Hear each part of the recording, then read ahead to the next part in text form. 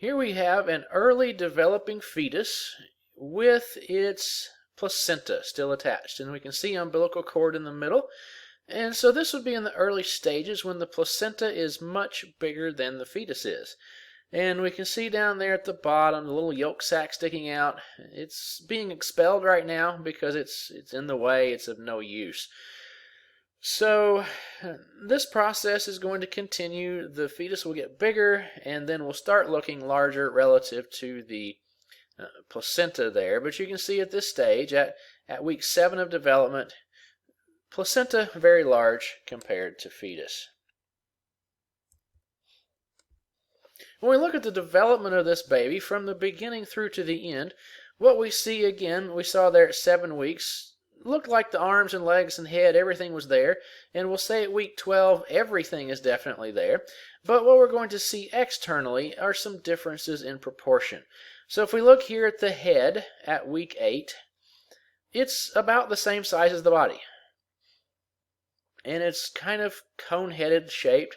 So if you've ever wondered where the concept or idea of aliens being very cone-headed short creatures come from, it's simply by looking at human babies early in development. Make it, let's say, 3 feet tall instead of, at this point, maybe an inch or so long, and there you have an alien, especially if you make it green. Then we go to 12 weeks, so only another 4 weeks here, and what we see is the head is still really big compared to everything else, but the body is getting longer relative to the head. So perhaps the head's only about 1/3 the length of the total body at this point. And the body looks like it's getting a little bit slimmer because it's getting longer and more stretched out.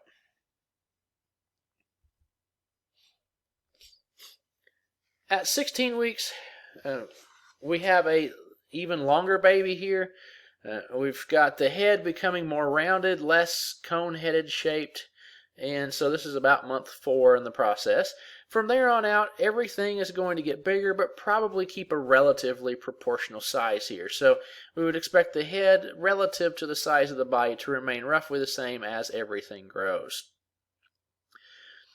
For the rest of that pregnancy period, basically it's growing the baby bigger and fine-tuning the development and the function of all of the internal and external structures, getting it ready to be able to live without a umbilical cord connection to the placenta. And that's going to take hopefully a couple of more months here. Sometimes you see late in month 5, early in month 6, you see babies that are actually born. And that obviously is not an ideal scenario. But at that point, what we see when we look at the description here, we've got skin, we've got the limbs are relatively well developed. We've got a little bit of fat starting to be produced and occur here. And so while it's not the best of scenarios, with modern healthcare, we are often able to keep those 25 to 27-week-old babies alive, and perhaps a little sooner than that as well. But obviously, the longer the baby can stay inside mama within that expected range of the 9-month pregnancy, the healthier and more completely developed the baby's going to be. And certainly the better overall health it will be in the long run. In that 6 months beyond time frame, we've already talked about everything getting bigger, and then the nervous system starts to get finalized. So the spinal cord and some of the brain perhaps starts to become myelinated. And if you can remember back from our discussion of the nervous system in Anatomy 1, you would remember that the myelination is the insulation. So the better the nerves are insulated, the better and more efficiently and more quickly they'll send signals. So this is a very important milestone of development here as well. From in months 8 and 9, basically it's just getting everything a little bigger and seriously getting involved in depositing fat. So if you see a baby that's born early, so a preemie baby, they're often very wrinkled. And they're wrinkled because they haven't had this opportunity for fat deposition yet. So the fat underneath the skin, so in the hypodermis, is being established in this last month, month and a half. And if it was born early, it didn't have a chance for that. Another very important thing that's happening, and they don't really talk about it here, but it's far more important than wrinkles or no wrinkles on a baby, is the idea of the lungs, and they're finishing their development as well. In the last couple of weeks of pregnancy, the lungs start to produce surfactant. And I believe we talked about this when we talked about the respiratory system, but that lubrication on the lungs to keep them from being sticky and adhesive to each other is incredibly important for inflation, deflation, then reinflation of the lungs. And without that finishing product, preemie babies often have a little bit of a difficult time breathing. If the baby's born 2 weeks early, that's probably not a big deal. Probably has enough surfactant present that it's not going to be a big deal. But if it's more than about 3 to 4 weeks pregnant, or preemie rather, we probably might have a little bit of respiratory distress, or a lot. And the earlier that process occurs, the greater the respiratory challenge. That's another one of those things with modern healthcare. We can often deal with it fairly effectively. Inject surfactant into the lungs, and once they are lubricated, then the breathing typically works pretty well. But that often would involve the use of a respirator for a little while, for some breathing assistance to occur there. And after perhaps a day or so of that, it allows the surfactant to really get in there and lubricate, and it also allows the baby to rest. Because when they're trying to breathe in that very difficult condition, it does exhaust them quite quickly. So good care of the baby at and shortly after birth, especially in a preemie situation, is especially important. If we think about what's happened to mama at this point, everybody always focuses on baby, but there's certainly some big issue things going on with mama.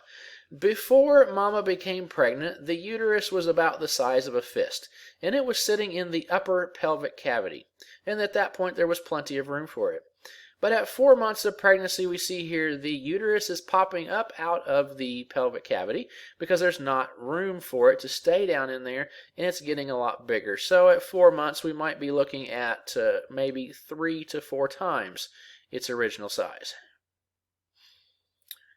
At 7 months, our image here, the fundus, remember that's the top part of it, is protruding up into the abdominal cavity, well past the umbilical cord, or the umbilicus, your belly button. And the further in the pregnancy you go, the further up it goes. At some point, that top of the uterus might actually reach the bottom of the rib cage. And what you would notice later in pregnancy, as the baby is taking up more space, it is more difficult to breathe. You really can't breathe that well because the main part of breathing is to contract the diaphragm, pushing the abdominal organs down and out of the way. But with this very large uterus with baby inside it taking up so much space, you really don't have anywhere else to go with those abdominal organs, so breathing is greatly restricted. And the further you go in the pregnancy, the worse that gets until the baby's born. You might also notice some other complications because of the uterus taking up so much space. You might have the intestines have a little bit harder time getting food to move through them. So you might run into some issues perhaps with diarrhea, constipation, or both as a product of the intestines are being constricted. When mama goes to eat a meal, she's going to discover that, again, there's not as much room in there, so the stomach becomes full very quickly relative to what it would have been before the pregnancy. The bladder is also getting pushed on here, and at this point the uterus is sitting kind of on top of the bladder, and every time baby kicks or flops around in there, it presses on the bladder. Every time mama laughs or coughs or sneezes, that bounces things on top of the bladder. So urinary incontinence late in pregnancy is a really common thing because the bladder is so constricted and everything is sitting on top of it. This also leads mama to feel the need to urinate perhaps every 20 minutes or so, whereas before that you would have perhaps expected to urinate once every 3 to 4 hours. So a lot of things going on there just relative to space, and none of them from mama's perspective convenient. Also, mama's abdominal muscles and skin are stretching significantly at this point. So the idea of stretch marks comes into play here. The idea sometimes of very much stretching muscles, which might require a great deal of work to contract and to tighten back up after the pregnancy, is going on here. And the more babies you have in that uterus, the bigger this problem becomes. Some mamas don't seem to be that incredibly enlarged in the abdominal region, and others seem like they have a dozen babies stuffed in there, even though it might only be the one or two. So you might see a great deal of deviation or variation from one mother to the next in terms of how much that abdominal size increases. Part of the scenario here as well is that mama's blood supply has increased by about 50%. So the amount of blood mama has before the pregnancy, later in the pregnancy she'll have about 150% of that amount. And that's to supply this placenta. So you have to have that extra blood out there sitting in the placenta available for baby to get what it needs from it. And so it's about that 50% increase. After the baby's born, that extra blood will slowly be disposed of over time. So you'll go back down to the normal amount of blood eventually. But having that extra amount of blood in there does increase body mass as well. I think we're ready to talk about the childbirth process now. So what is it exactly that stimulates the idea of contraction starting and water breaking and those first starting processes of pregnancy? And the short answer is it's a hormonal thing. So if oxytocin reaches a certain level, it will stimulate uterine contractions. That then, when the uterus starts to contract, is basically squeezing the baby inside with the placenta and the amniotic sac. And we should say that the baby in the amniotic sac has been floating in amniotic fluid. And throughout the pregnancy, when mama goes in for regular checkups, and mamas, make sure you always go for regular checkups during pregnancy, and that will find problems early in the process and fix them if they're fixable. It also just makes sure you're in good health and the doctor knows exactly where things are. So at those appointments, they're going to check the amount of amniotic fluid that's present. And the reason for this is that the baby needs to be well lubricated, just like the lungs, so it doesn't stick to itself. So floating in that lubricating fluid makes the baby quite slippery, and then the baby is not going to grow to itself. If the amniotic fluid levels get too low, what you might see is the baby in that curled up position might actually have its hand start to grow to its face, might have other body parts start growing together, and then baby is born with parts of itself fused together that aren't supposed to be. The idea of co-joined twins often is a result of, in this case, two babies stuffed in that small space. Not enough fluid necessarily to keep them separated and lubricated, and then they might start growing together. And you've probably seen enough Grey's Anatomy to know that that can be a quite dramatic outcome with co-joined twins, with things like the head grown together or all the way down the length of the body, sometimes sharing organs with the other twin in that scenario, down all the way to something as minor as they just need a quick scalpel or a pair of scissors to snip them apart, let's say where one finger grew to something else. But if there's enough amniotic fluid in there, that hopefully won't happen.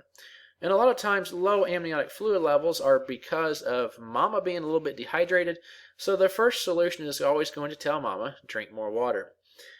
They'll probably want to check again shortly after that, and if it fixed it, then the solution is continue to drink more water. If that didn't fix it, then they might look at some other steps to help with that process. Because a baby or babies grown together to themselves is a really undesirable thing. Later in the pregnancy, they're also going to start looking for dilation and effacement. Dilation is how much is the cervix opened up. And if you've already watched the video, you would know that the cervix starts as a very, very small opening. And for the baby to get out, that cervix needs to dilate or to open up to about the size of your fist. So about 4 inches is going to be the length across that it needs to open up to allow baby's head to come through. So baby's head is going to be roughly the size of your fist. Later in the pregnancy, they're going to check that on a regular basis, and that gives the doctor some idea of how close are you to giving birth. Because if you're not dilated, then baby can't come out really. And if you are dilating on your own, that probably means the body is preparing to expel the baby. So the closer watch they keep on that, the better you'll be. As you near delivery time, the doctor is going to check more and more often for that. The other piece I mentioned here was effacement. So dilation, again, was how much has the cervix opened up. Effacement is how much has the baby's head moved down into it. And that combination of things gives the doctor a reasonable idea of how much longer they expect it to be until baby comes out.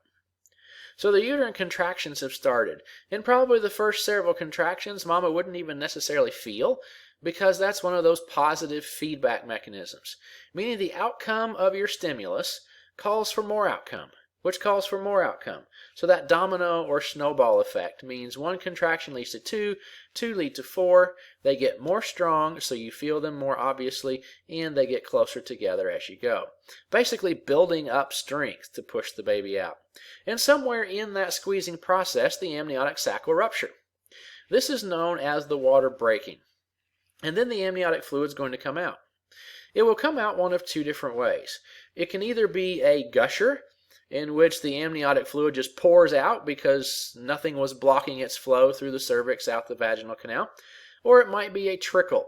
And the trickle would be if the baby's head is sitting down there tight on top of the cervix, basically plugging it off, and only a little bit is coming out at a time.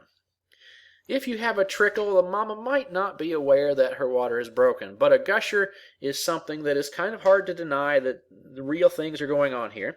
And it's amazing how much denial there is on the mother's part during this early labor process of, no, it's not happening, it's not really labor, and really they're probably hoping it's not, even though they're ready for baby to come out, but also a little bit uncertain about the process, because baby is going to be a pretty large object passing through the cervix, passing through the vaginal canal and out, and it's not typically somebody's idea of a good time. But if the gusher occurs, well, again, no question about what happened there. So if mama's at the grocery store, all of a sudden there might be up to a couple of cups of liquid in the floor all of a sudden, and it becomes pretty obvious what happened. At this point, the uterine contractions are going to kick into high gear.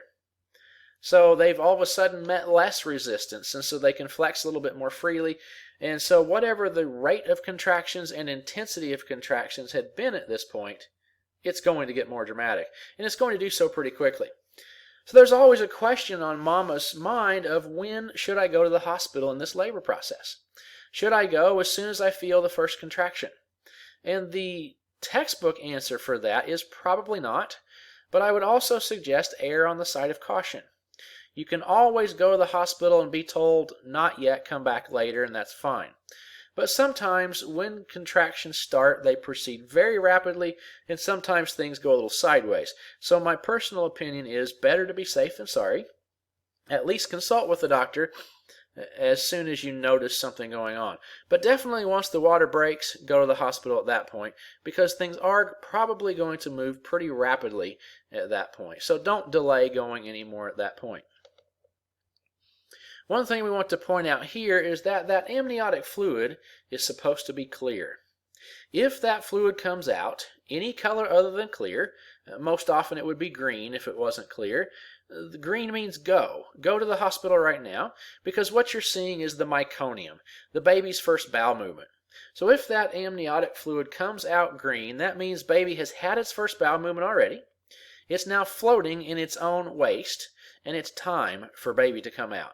Because sitting in its own waste is going to introduce a lot of possibility for infection and perhaps inhalation of waste product. None of those are good. So green amniotic fluid, go to the hospital now. Perhaps you might expect an increase in blood pressure on mama's part here, because this is probably an anxiety-ridden process, at least the first couple of times. If you have more than about 3 kids, perhaps at some point you just said, well, here it goes again, and it's not a big deal. But for the most part, the first couple times probably should be something that you're a little nervous about. It is kind of a big deal. So have fun with that.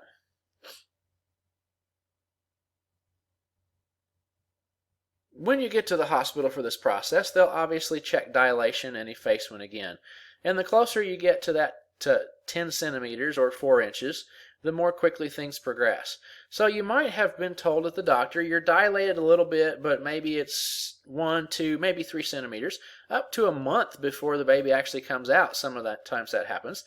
But once the water breaks, you probably get a lot more rapid dilation, and you might go from 3, 4 centimeters all the way to 10 in a matter of an hour or less in some of those conditions. So at that point, they should be checking you very regularly. For the baby to come out, we need to have that head go smoothly through the process.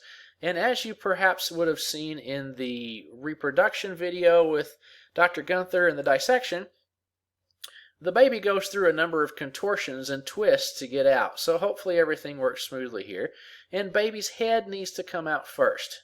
This is not something you can jump out feet first, because things get tangled up, and the head is really designed to go out head first so that you slide over the nose rather than snagging the nose, and it's just better that way. So if baby's laying any direction other than head down, this introduces some problems. In the olden days, they might reach in and try to shove the baby around, or they might do abdominal compressions trying to make the baby roll around, and I'm not really a fan of that. The more twisting and poking and shoving around you do, the more likelihood you have of problems developing. So often what happens if the baby's in too much of that wrong position, they might perform a C-section at that point. So a surgical removal of baby rather than a vaginal delivery. And here's my personal opinion talking, but there are some scientific and biological reasons for this too.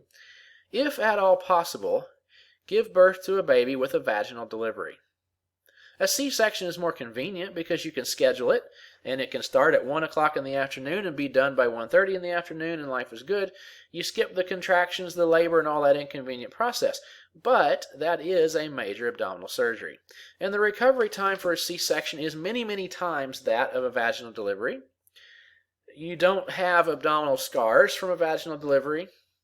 And the uterus goes back to its appropriate size again much more quickly. And mama's body in general just goes back to a normal cycling process much more quickly with a vaginal delivery. With the dilation, it's important that dilation be complete before contractions get too far along, and the doctor is never going to tell mama to push to try to help get baby out until dilation is achieved. Because if the cervix is still partially closed off and you push on it, all you really do is bruise it. That then leads to swelling and inflammation of the cervix, meaning it's even harder for the cervix to dilate and get the baby through. So once dilation occurs, you get to a certain point, and the doctors might say, go ahead and start pushing to help get the baby through the birth canal faster. It's not doing the baby any good at this point to stay in mama longer, because the vaginal canal is a tight fit, meaning baby's heart rate is probably going to go down a little bit. The uterine contractions are quite strong and could cause the baby's breathing rate and heart rate to go down a little bit. And baby's not really fully breathing here, but it's probably been doing some practice breathing. And in general, the baby's getting compressed, and that's not a good thing. So you really would like things to move fairly quickly at this point. In a normal textbook process, baby's going to start moving through, and you might expect a first delivery to last a couple of hours. Successive deliveries after the first one tend to go a little faster, so if it took you 12 hours to give birth to the first child, might only take 3 or 4 for the second one, 1 or 2 for the third, and each one after that typically gets a little bit shorter, because the body's gone through this before, because the cervix has opened up this much before, the vaginal canal has opened up this much before, and things just tend to happen a little more quickly as mama becomes more experienced. So if you have more than 3 kids, by the time you get to the 4th or beyond, it may almost seem like they're jumping out. Because, again, everything just moves a little bit more quickly, typically. My personal experience with both of my children was that the labor and delivery process progressed very rapidly, and in less than 12 hours, really probably less than 6 hours from when mama first felt anything. She didn't identify them as contractions at that point, but felt them. From that point until baby was born was only a couple of hours in both cases. And with the first, it was doctor-assisted delivery, so normally baby squeezes through the birth canal, head comes out, and then the catcher grabs the head and helps to ease the rest of the baby out. And you would have noticed in the birth video that once the head was out, the rest of the body kind of just slid right on out after that, because the head was the big part, and the shoulders and the rest of it kind of just flopped around and slid on out. The person who catches the baby as it comes out is literally called the catcher. I didn't know this until my second child was born, and I happened to hear the nurses talking amongst themselves as they were waiting for the on-call delivery person to arrive at 4 o'clock in the morning. For some reason, they're never there waiting. And they then started wondering if they were going to have to allow baby to come out before doctor got there. And they started asking themselves, who is going to catch? And at this point, you hope you get a skilled and experienced catcher who doesn't fumble and drop, because a fumbled and dropped baby becomes a big deal. So hopefully the catcher catches well, and in this case, it worked just fine. Often they'll do some exams and maybe a few tests on mama before baby comes out. With the first one, it happened pretty quickly and there wasn't time for that sort of thing. Doctor did end up going in with a forceps delivery, because every time mama had a contraction, baby's heart rate went from the 130s to the 30s. And that's called decels. And decels are not a good thing, because that means the baby is in distress. So the doctor at that point asked me, because mama was under the influence of every drug you can possibly give a mama for blood pressure problems and the other things that were going on, whether I wanted a forceps delivery or a vacuum extraction. At that point, I knew very little about either one of them, and so I asked, well, what about a C-section? Because I know a little bit about C-sections already at that point. And the doctor said, we don't have time for that. Now, a C-section can be done in about 30 seconds if it absolutely has to be. But what the doctor was really saying is we don't have time to do this nicely, carefully, deliberately, neatly. It's going to be a sloppy mess. And if at all possible, you want to avoid sloppy slicing and dicing. It makes for a real mess trying to put things back together. So I appreciated that particular wisdom from that very experienced and talented doctor. And we didn't appreciate exactly how wonderful that practice was until we were exposed to other OB/GYN practices and realized that the one we'd been with for the first child was a superior practice in every regard. So I have a choice. Are we going to go vacuum extraction? Or are we going to go forceps delivery? And so the doctor explained. She said vacuum extraction is we put the little suction cup on baby's head, suction it to the baby's head, and use that to pull baby out by the head. She said that may work, it may not work. If it doesn't work, we will have to use the forceps delivery method. And she said the forceps method will work. It will work within about 30 seconds, and there will not be any reason why it won't work. And so my response was, let's skip the one that may or may not work and go straight to the one that will work. She said, fine. And then she turned to my wife and said, you will feel some pressure when I place the forceps into the vaginal canal. If you've never seen forceps before, imagine a very, very, very large set of salad tongs made out of titanium. They're sort of like small hockey sticks. And they're going to slide those into the vaginal canal. And she said, you'll feel some pressure. That's almost a joke. Obviously, you're going to feel some pressure if you stick hockey sticks into the vaginal canal. And then she said, baby will be out in 30 seconds. She actually delivered about 3 seconds ahead of her promise. And as soon as baby's head came out, baby was screaming. Now, I was, as a first-time father, very nervous, very much on edge for this process, because I knew just enough to know all the things that can go wrong. And so then I worried about those things. And in this process, really, if baby comes out screaming, you have a relatively healthy baby. And they're going to conduct what's called an APGAR score, which assesses the baby's health once it's born. That consists of checking its breathing rate, its heart rate, its response to being poked and stimulated, and basically trying to see, is the baby healthy enough to realize that something major just happened. Up to this point in the baby's experience, everything's been dark, it's been warm, it's been wet, it's been snug, life was good. Now it's gone through a really tight squeeze that it didn't enjoy. It's not dark, it's really bright and shiny now. It's cold rather than warm inside mama, and everything is wrong with the world. So if it's screaming, that means it's healthy enough to be aware of its condition. Obviously, if it's screaming, then it's breathing, and you get 2 for the price of 1 there. So as soon as baby's head was out, even before the rest of the body was out, she was screaming. So in my mind, that checked off baby is okay. They then took her and wiped off most of the slime, put the little sock hat on. And by the way, that sock hat's not necessarily to keep the baby's head warm. They have special infrared heaters for that. That sock hat is so that mama doesn't see exactly what kind of cone-headed alien she gave birth to, because the baby's head is going to be quite cone-headed, having squeezed through the vaginal canal.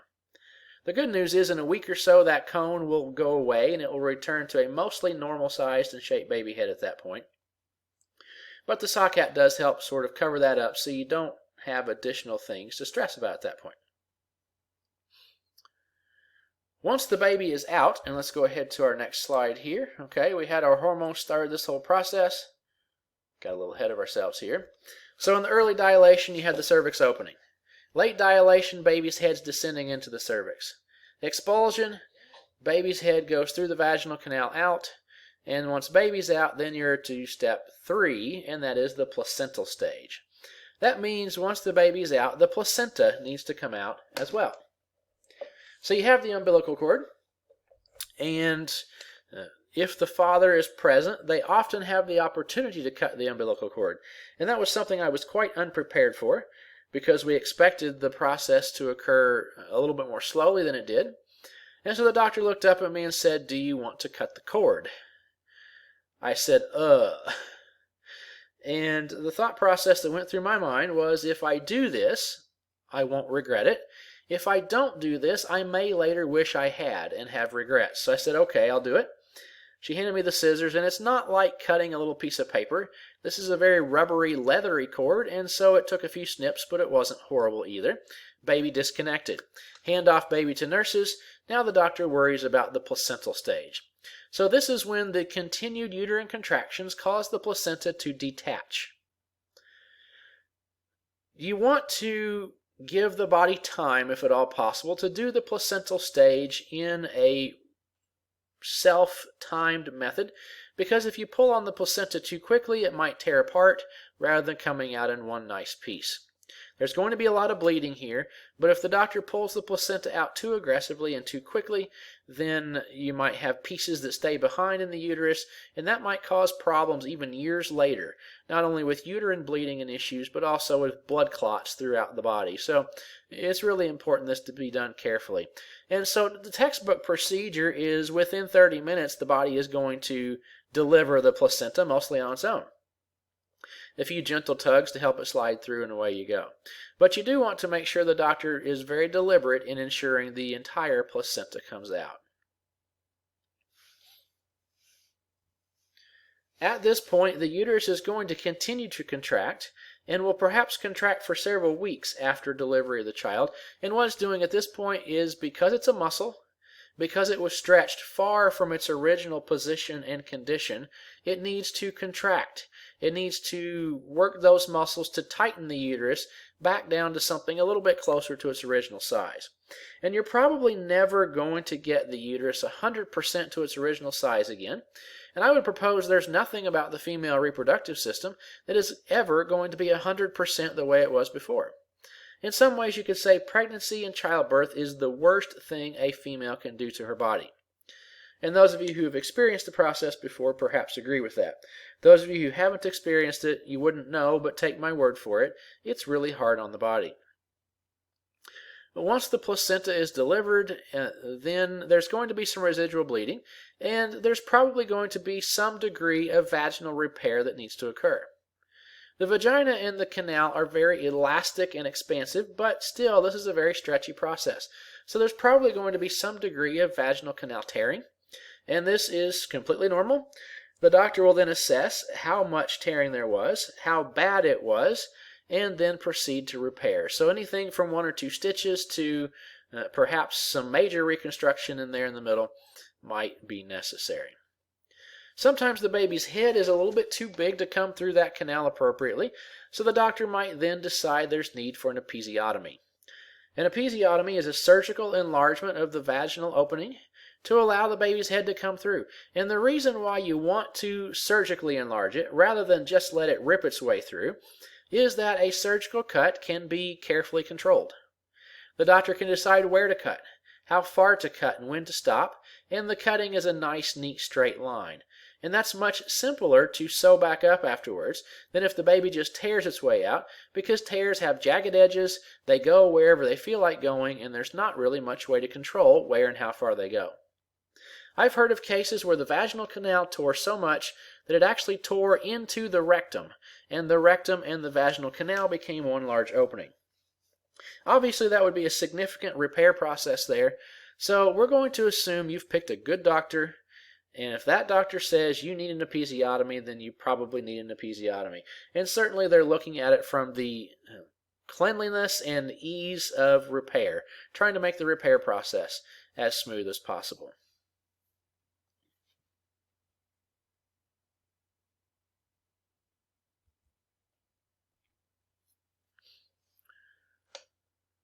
There will be some continued bleeding from all of that process, perhaps for a couple of weeks after baby is born. That's a pretty normal process. They'll send you home with lots of products that are designed to help with the pain, help with the bleeding, help with the potential hemorrhoids and other things that develop during this process.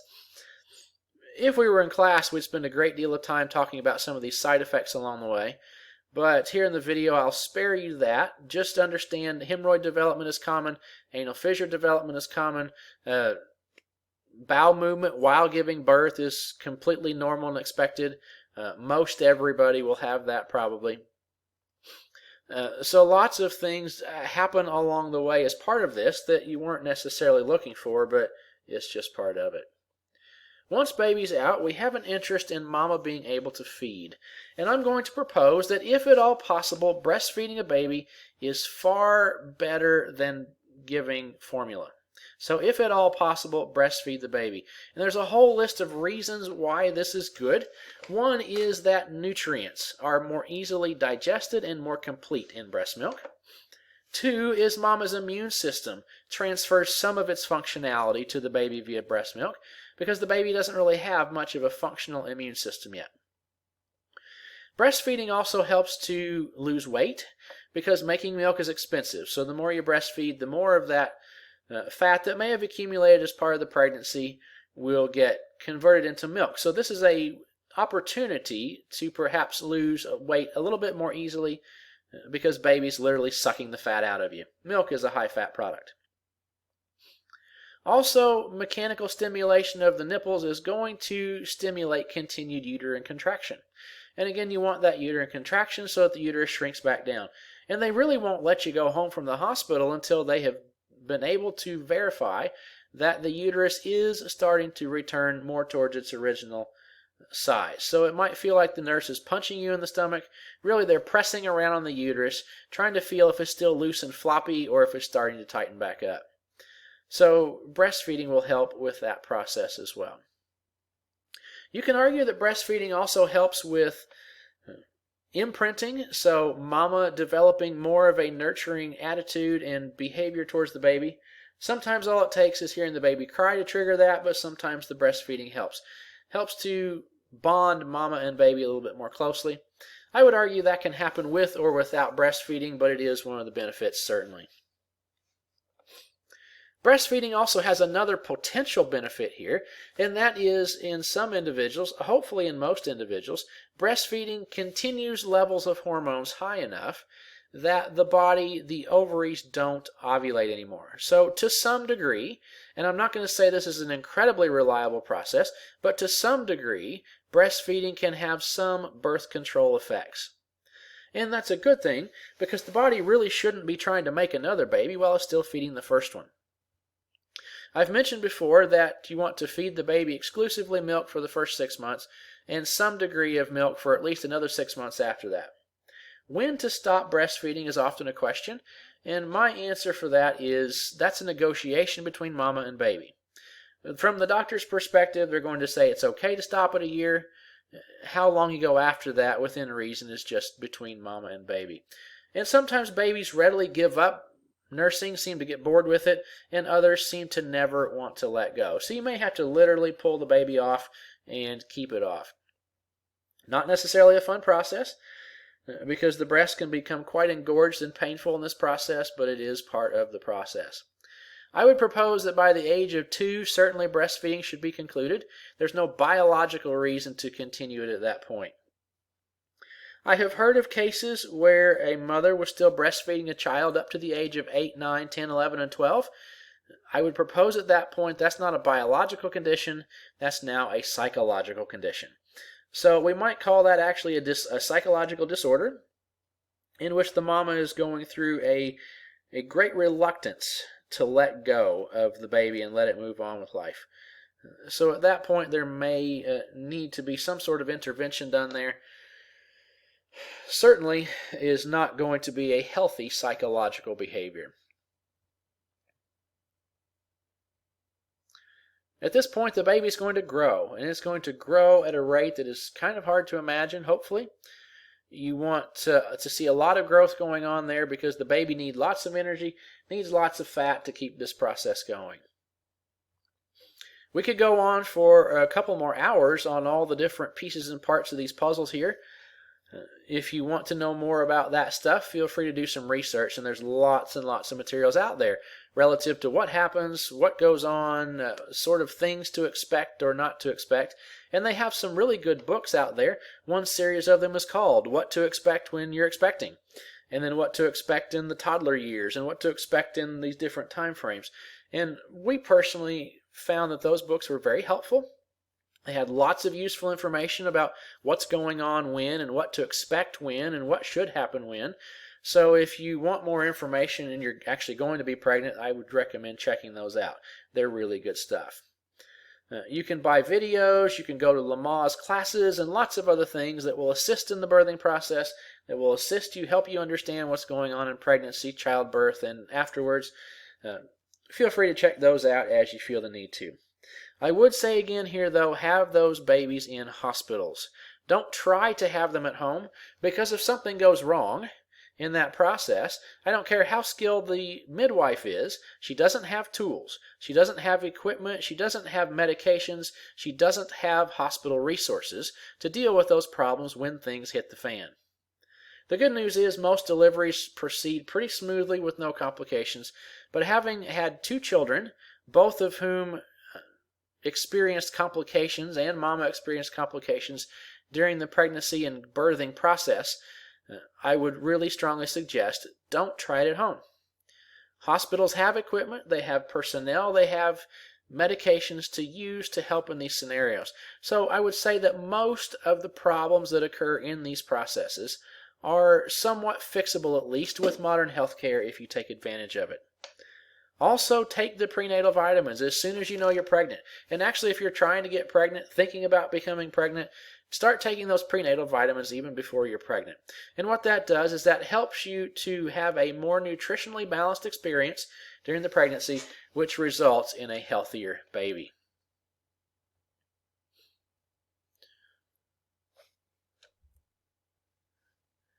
We've talked about this pregnancy and childbirth process. Let's talk about what you can do to prevent it if that's what you want. There are a number of different birth control mechanisms out there that are available, and you can sort of pick and choose whatever you want to use. But think about this. Every step of the process, from production of sperm to ejaculation to sperm getting to the egg and fertilizing it, and everything on the mama's side too, is an opportunity for a birth control mechanism. So let's just briefly review the process here of the pregnancy. So sperm have to be made in adequate numbers. They have to be capable of swimming well. They have to survive the acidic environment of the urethra. They have to survive the acidic environment of the vagina. They have to get past the cervical mucus plug. They have to avoid mama's immune system while in the uterus. They have to go up the correct fallopian tube. And it's complete random chance as to which side of the, which fallopian tube is going to have the egg. So at least half the sperm will take the wrong direction. You have to get up the fallopian tube all the while staying out away from mama's immune system. You have to find the egg. You have to get the shell of the egg, so the chaperone cells and the zona pellucida have to be dissolved. You have to be the right one in line, match up your proteins with the proteins on the egg, fertilize the egg at the right time. Then you have to get back down the fallopian tubes, escape out of the zona into the uterus, implant in the uterus, turn off the next menstrual cycle, and now congratulations, you're pregnant. So the fact that anyone can ever get pregnant at all with all of those barriers in place seems to be amazing. So any step in that process is technically an opportunity for a birth control mechanism. The book has a reasonable discussion on those different methodologies, and you can certainly research them. Everything from the standard idea of a condom or birth control pills, or some folks like the injection route, some folks like the implant route. I really can't suggest intrauterine devices, so IUDs like copper T and such. Really can't recommend those because they often cause pelvic inflammatory disease, irritation, scarring. They might actually work their way through the wall of the uterus into the abdominal cavity, causing additional scarring and problems. And you're never really sure they're still there and are doing their job. So a lot of problems with those. Those are all temporary sorts of things. A more controversial, perhaps temporary thing is the morning after pill. And what that's designed to do is to ensure that that fertilized egg and sperm that may be present don't implant in the uterus. So it's not necessarily an abortion pill, I wouldn't call it that anyway, but it's just designed to make sure that something that often happens for sure this time. So probably 50% or more of eggs that are fertilized do not successfully implant in the uterus. So that's a completely natural and organic process for failure to implant. And so in this case, it's just medicinally making sure that that otherwise common natural process happens for sure this particular time. So I would propose that perhaps it shouldn't be quite so controversial. One might argue that it allows for poor behavior and decision-making processes as a fix your problem after you made it sort of scenario, but perhaps maybe shouldn't be considered an abortion pill. That would be a different concept altogether. When you research these different methodologies, they're going to give you success rates in terms of how effective is this at preventing pregnancy, and they'll often talk about how effective it is at preventing STD transmission as well. So if you go with something as simple as a condom, it has really good success rates at preventing pregnancy and also reasonable success rates at preventing transmission of STDs. So that might be one of the options that are good for both. When you look at those odds, they'll often quote the odds or the success rates of a condom somewhere in the high 80% range, suggesting that over 10% of the time a condom fails to prevent pregnancy. I'm going to propose that if a condom is properly used, it is 100%, or maybe we should say 99.99% effective at preventing pregnancy. A lot of times people talk about a condom breaking. So the condom failed and I got pregnant, and I'm going to wave an I don't believe that flag at it. Yes, it's technically possible that a condom could break, but we're going to look at a couple of assumptions here. One is that that condom was an in-date condom. All rubber-type materials degrade over time, so that material is only good for a certain amount of time. So if the condom's expired, the material has degraded to the point where it's no longer deemed reliable, and that's something you should have looked at before you use the condom. Probably one of the bigger problems, though, is inappropriate timing of use of the condom. So when should the condom be applied to ensure that it is properly used? The answer is before the intercourse experience begins. Some people think we're going to go without the condom for right now, and right before ejaculation I'm going to pull out, put the condom on, then we'll go ahead and finish the process and life will work out fine. But how many of you really keep that good of track of what's going on to the point where you're never going to forget? So I would propose that many times when a pregnancy is blamed on a failure of condom, it was more of a user failure than anything else. Obviously, abstinence is 100% effective at preventing pregnancy. It's also 100% effective at preventing STD transmission, but nobody seems to want to talk about that one. More of a permanent solution for this from the male perspective would be a vasectomy. From the female perspective would be a tubal ligation. In the scenario of tubal ligation, what they're going to do is go in and cut the fallopian tubes, clamp them off, burn them closed, and perhaps spin them around a little bit so they won't contact each other. If they come in contact with each other, they might reconnect, so it's more and more of a common practice to try to keep them separated. That is, though, a major abdominal surgery, so from a surgical and biological perspective, it's a big deal. Therefore, the male procedure becomes a more recommended procedure because it's an outpatient procedure. In the grand scheme of things, is a very minor procedure. And what they're going to do is slice open the scrotum, reach in and pull out the vas deferens. They're going to cut, clamp, burn, and then spin them around and implant them in walls of surrounding tissue so that they don't have the opportunity to bump into each other and regrow. Before they started burning the ends and spinning the tubes around, there was a fair number of cases where things grew back together. And obviously you wanted this to be more than a temporary solution. So the techniques have improved significantly to make those more reliable. There are a number of steps you go through to verify the vasectomy actually worked, but what I should say here is that it's not an immediately sterilizing process. Because where the vas deferens were disconnected from the testes, there are still sperm that have gone past that point in development and are further up the tubing, and those could still be ejaculated.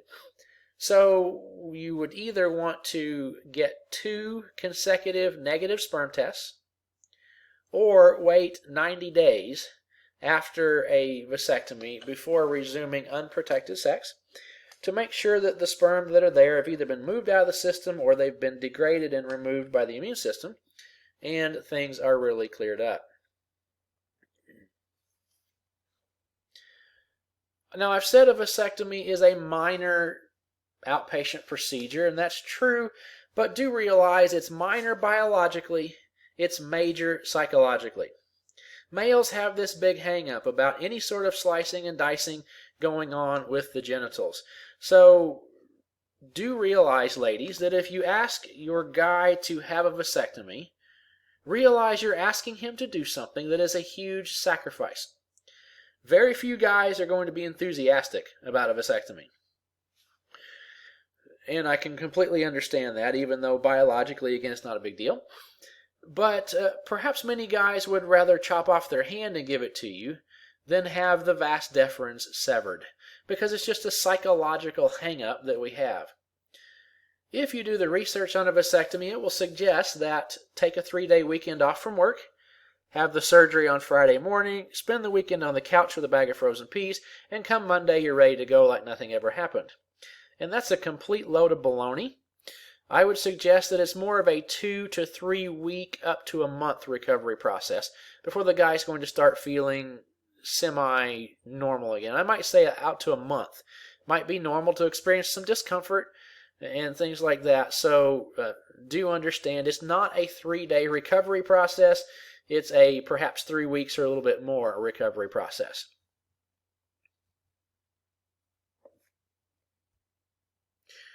Some other problems that occur with a tubal ligation are things like long-term hormone problems.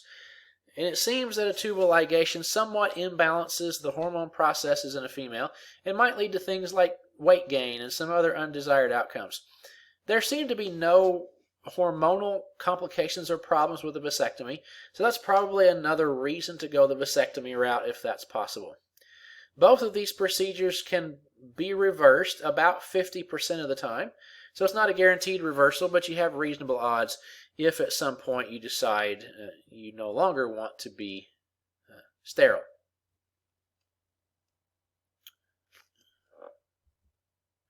We could go on and on these topics, but that's sort of a quick and dirty overview. I'm sure you'll have questions and thoughts and things you want to talk about on this topic, so I look forward to that next week in our live Zoom sessions.